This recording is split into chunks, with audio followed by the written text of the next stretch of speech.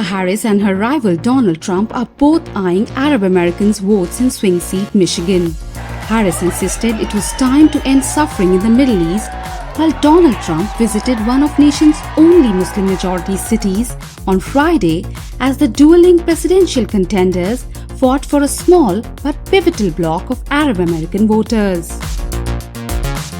In a rare reference to Israel's fight against Hamas and Hezbollah, Harris said this year has been very difficult, given the scale of death and destruction in Gaza and civilian casualties and displacement in Lebanon.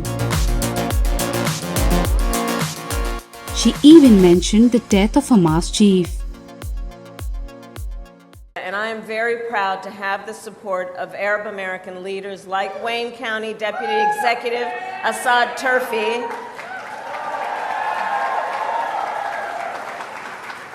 and listen, I know this year has been very difficult, given the scale of death and destruction in Gaza, and given the civilian casualties and displacement in Lebanon.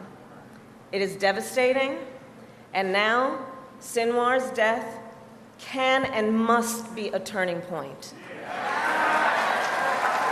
Everyone must seize this opportunity to finally end the war in Gaza, bring the hostages home, and end the suffering once and for all. And I continue to believe diplomacy is the answer to bringing lasting stability across the Israel-Lebanon border. And as Vice President, and with your help as President, I will do everything in my power to achieve these goals. Trump, meanwhile, avoided any specifics about his plans for the Middle East. But he said he didn't think the Arab American community would vote for Harris because she does not know what she's doing. Michigan is one of the 3 blue wall states that, along with Pennsylvania and Wisconsin, will help decide the election on November 5. Diverse voting blocs are the key to winning virtually any swing seat, but Michigan is unique. With its significant Arab American population, which has been deeply frustrated by the Biden administration's support for Israel's offensive in Gaza following Hamas's October 7, 2023 attack on Israel.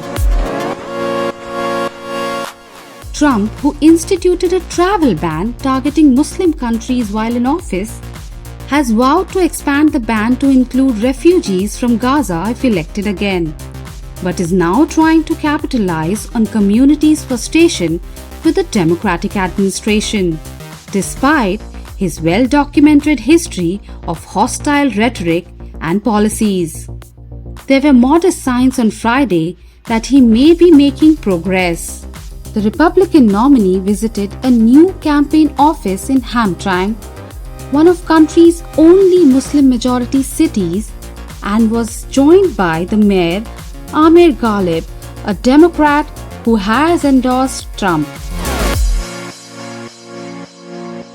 Meanwhile, 3 city council members in the same town have endorsed Kamala Harris. On Friday, 52 Lebanese Americans also endorsed Harris and her running mate Tim Walz, saying in a letter that the voice of their communities will be heard under the ticket's leadership.